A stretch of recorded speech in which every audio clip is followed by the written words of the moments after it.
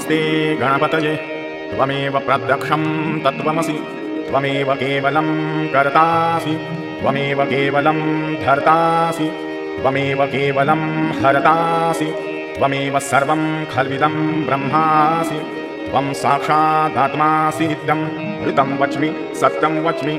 अवत्वं माम् अववक्तारम् अवश्रोतारम् अवदातारम् अवधातारम् अवानुचानमवशिष्यम् अवपश्चात्तात् अवपुरस्तात् अवोत्तरात्तात् अवदक्षिणात्तात् अवचोर्ध्वात्तात् अवाधरात्तात् सर्वतो मां पाहि पाहि समन्तात् त्वं वाङ्मयस्त्वं चिन्मयः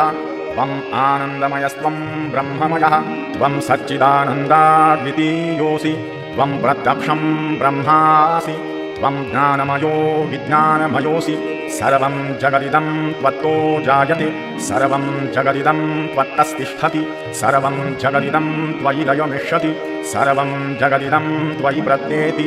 त्वं भूमिरापो नलो नीलो नभः त्वं चत्वारि वाक्पदानि त्वं गुणत्रयातीतः त्वं देहत्रयातीतः त्वं कालत्रयातीतः त्वं मूलाधारस्थितोऽसि नित्यं त्वं शक्तित्रयात्मकः त्वां योगिनो ध्यायन्ति नित्यं त्वं ब्रह्मा त्वं विष्णुः त्वं रुद्रस्त्वम् इन्द्रस्त्वम् अग्निस्त्वं वायुस्त्वं सूर्यस्त्वं चन्द्रमास्त्वं ब्रह्मभूर्भुवः स्वरुं गणादीं पूर्वमुच्चार्य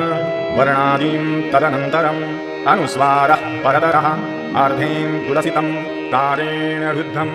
एतत्तव मधुस्वरूपं गकारः पूर्वरूपम् अकारो मध्यमरूपम् अनुस्वारश्चान्त्यरूपं बिन्दुरुत्तररूपं नादसन्धानं संहिता सन्धिः सैषा गणेशविद्या गणकऋषिः निजृद्गायत्री छन्दः गणपतिर्देवता ॐ गं गणपतये नमः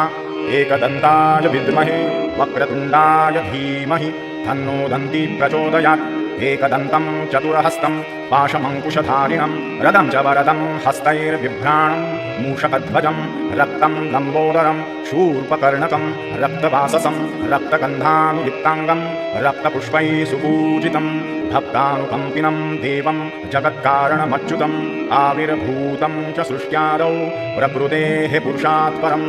एवं ध्यायति यो नित्यं स योगी योगिनां वरः नमो व्रातपतये नमो गणपतये नमः प्रमथपतये नमस्ते अस्तु लम्बोदरायैकदन्ताय विघ्ननाशिने शिवसुताय श्रीवरदमूर्तये नमो नमः।